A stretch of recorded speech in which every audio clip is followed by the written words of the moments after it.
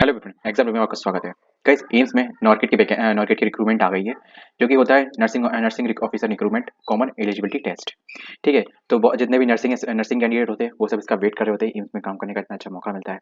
तो चलिए इसके बारे में डिस्कस करते हैं कंप्लीटली क्या एलिजिबिलिटी वगैरह है। अगर आप फर्स्ट टाइम आ रहे हैं तो प्लीज़ वीडियो को, और अगर सेकंड टाइम है तो प्लीज़ वीडियो को डिटेल में देखें, क्योंकि कभी कभी कुछ ना कुछ छोटी मोटी चीज़ें चेंजमेंट हो जाती है और बाई मिस्टेक वो आगे चल के पता चलती है, तो उसका कोई मतलब नहीं रहता। तो चलिए शुरू करते हैं। देखो, ऑनलाइन एप्लीकेशन है, नर्सिंग नॉर्केट 6, ये नॉर्केट 6 है। लेवल 7 की रहती है, 4600 ग्रेड पे है। बहुत अच्छा पे स्केल रहता है, बहुत अच्छा। ठीक है ना। ग्रुप बी की पोस्ट है। ठीक। और एलिजिबिलिटी क्राइटेरिया फॉर अपीयरिंग क्या क्या चाहिए? Essential qualification first BSc nursing चाहिए विद ऑनर्स के साथ, या फिर बीएससी नर्सिंग और किसी भी इंडियन नर्सिंग काउंसिल से रजिस्टर्ड हो। ठीक है। और मतलब रजिस्ट्रेशन तो मस्ट ही होता है। ठीक है इसमें। दूसरा इसमें ये क्या लिखा है? नर्सिंग काउंसिल से मस्ट हो, काउंसिल से। ठीक है, registered in nursing and midwifery nursing council, या फिर इसके अलावा आपके पास डिप्लोमा हो इन जीएनएम हो, मतलब, है ना। और अच्छे मतलब अच्छे कॉलेज से हो, और जो भी आपने इंस्टीट्यूशन से किया वो बोर्ड या काउंसिल से रजिस्टर्ड हो। ठीक। और बात करते हैं रजिस्टर्ड इन होना चाहिए इंडियन नर्सिंग काउंसिल से, स्टेट नर्सिंग काउंसिल से। तो वो चीज़ तो मैंडेटरी है, ये दोनों चीज़ें। तीसरी चीज़ इसमें डिप्लोमा ये चीज़ होती है, 2 ईयर का एक्सपीरियंस हो जाता है 50 बेड वाले हॉस्पिटल का। ठीक है। As mention is acquired the education qualification mention in the applicable for और पार्टिसिपेटिंग फॉर एम्स। एक चीज़ मैं बता दूं, इसमें कम से कम 14 एम्स ऐसे पार्टिसिपेट कर रहे हैं इस बार मार्केट में। ठीक है।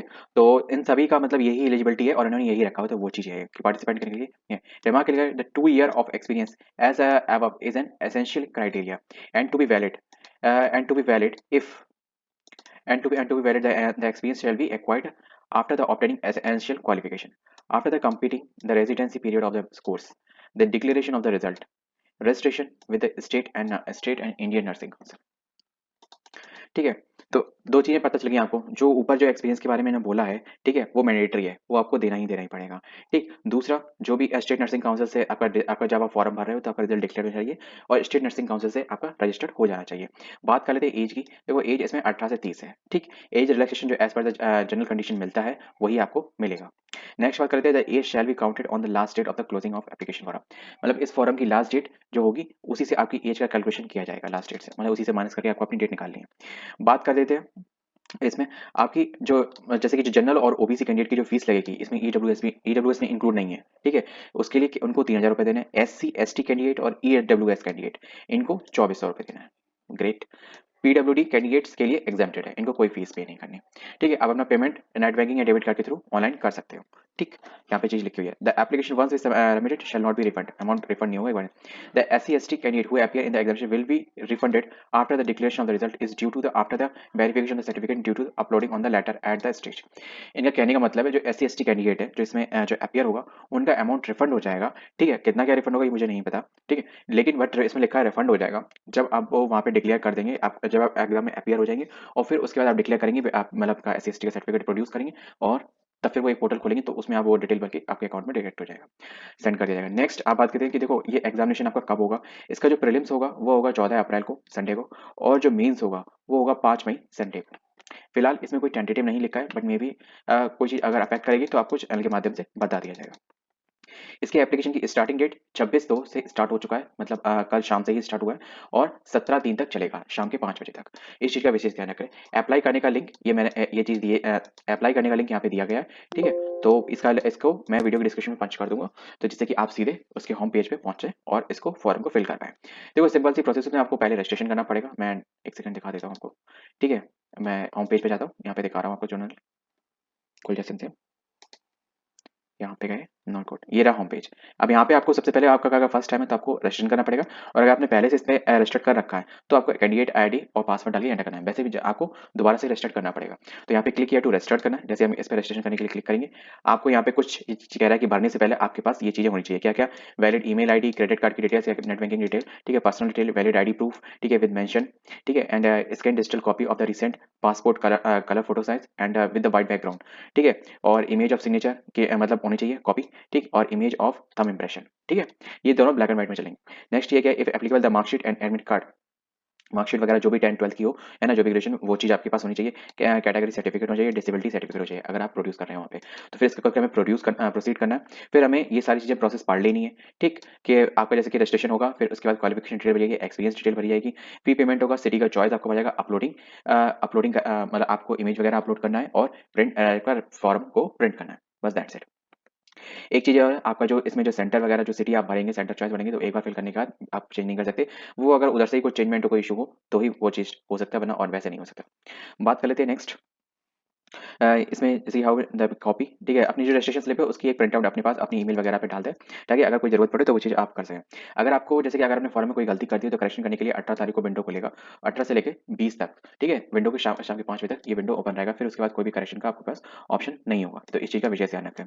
ठीक है, बात कर लेते हैं the candidate made NC the image of the photo. देखो जो चीज़ अभी अपलोड करने के लिए चाहिए था मैंने आपको सब कुछ इंस्ट्रक्शन बता दिया है एप्लीकेशन फॉर्म में ही जाके, ठीक है, तो आपको अब कोई डाउट नहीं होना चाहिए। एज कैलकुलेशन और रिलैक्सेशन जो चीज़ है वो आप देख लीजिए। SC ST के लिए 5 ईयर है, OBC के लिए 3 साल है, PWD के लिए 10 साल है, PWD प्लस OBC 13 साल है और PWD SC ST 15 साल है। एक्स सर्विसमैन या किसी ECO SSCO के 5 साल है, ठीक है। बाकी जो गवर्नमेंट एम्प्लॉय है उनके लिए 5 साल है, OBC के लिए 8 साल है और SC ST के लिए 10 साल है, तो कुछ इस तरीके से है, ठीक है।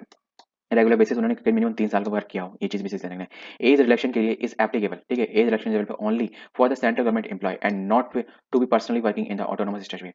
जो भी सेंट्रल गवर्नमेंट एम्प्लॉय में काम कर रहे हैं केवल उनके लिए एज रिलेक्शन ही चाहिए ध्यान रखें। बाकी और किसी को कहीं आप जैसे प्राइवेट में वर्क कर रहे हो या किसी भी ऑटोनोमस बॉडी में आपने स्टेचुटरी बॉडी में वर्क कर रहे हो तो वो चीज़ नहीं है। The AIIMS employ will not be consider as a central government employ for the purpose of age relaxation.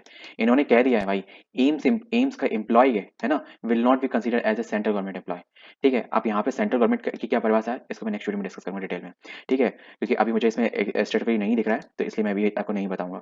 Next बात करते हैं इसमें जो NACL जो OBC सर्टिफिकेट वगैरह जो भी चीज़ लगना है NCL का, तो उसका विशेष ध्यान रखें। इन्होंने कहा है 1/4 से लेकर 31/3/2024 तक, मतलब अभी तक जो आपका बन चुका है वही कंसिडर होगा।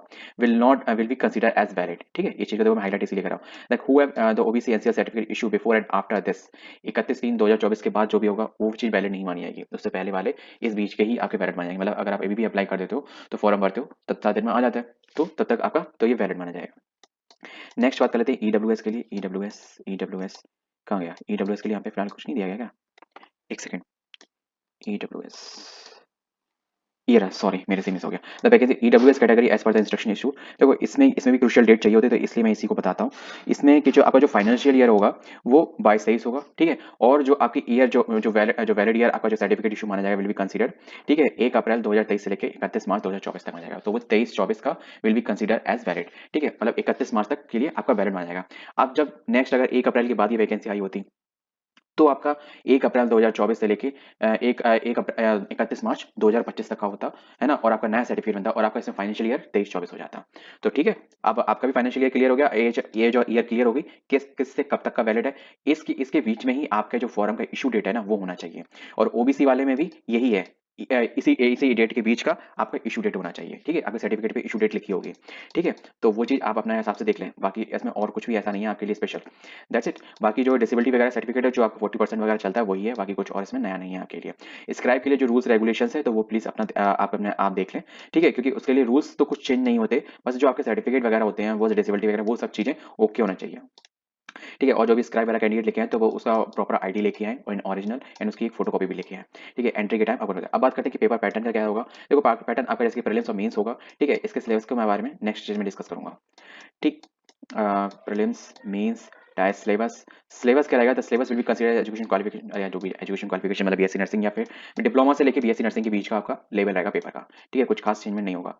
और कुछ आपके लिए अपडेट है लीगल, ये 14 एम्स है ना, ये आपको इसमें पार्टिसिपेट करें आपकी वैकेंसी में। ये अभी इन्होंने जो वैकेंसी नंबर ऑफ पोस्ट है वो अभी इशू नहीं किए, इशू कर देंगे, मे भी एग्जाम करा रहे हैं इसलिए, तो जो भी फिर सिलेक्टेड लिस्ट बनेगा तो उसके आधार पर फिर निकाल देंगे। जैसे कि चीज क्या लिखा हुआ है, the important as per the decision of the fourth meeting of the CIB held on July the 80% seat are reserve for the female and 20% for the males at the participant AIIMS, ठीक है।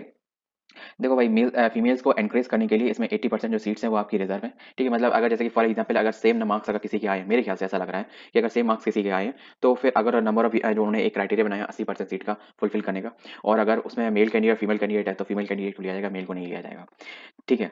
तो अब इसमें क्या केस पड़ता है, तो इसमें तो जब होता है तभी इस पर देख सकते हैं, वैसे ऐसे प्रैक्टिकल सिचुएशन कभी कभी ही होती है, अनलकीनेस, ठीक है। बाकी जो एक्स सर्विसमैन वगैरह PWD, देखो मेन चीज़ जो आपके सर्टिफिकेट वगैरह होते हैं वो चीज़ सब ओके होने चाहिए, ठीक है, और फिर भी अगर आपको कोई भी इशू पड़ता है ना तो इसमें एक टोल फ्री नंबर दिया गया, कोई भी टेक्निकल इशू हो तो इस टोल फ्री नंबर पर आप कॉल करके अपनी क्वेरी को रेज कर सकते हैं और मेल द्वारा भी इनको दे सकते हैं, क्योंकि इसका तो मेल ID है ही, क्योंकि एम्स सैली ही इसको कनेक्ट करा रही है ना, ठीक है। अब मिलते हैं नेक्स्ट वीडियो में। आपको मैं एक चीज़ और बता दूं, इस नॉर्केट के एग्जाम के थ्रू आपकी एक और वैकेंसी इन 14 एम्स के अलावा एक और मतलब हॉस्पिटल कह लो कुछ भी कह लो, ठीक है, एक और यूनिट है, वहाँ के लिए भी वैकेंसी रिक्रूट की जाए, मतलब वहाँ के लिए भी कैंडिडेट लिए जाएंगे। तो उस वीडियो को नेक्स्ट वीडियो में डिस्कस करते हैं with detail number of vacancy के साथ। जय हिंद।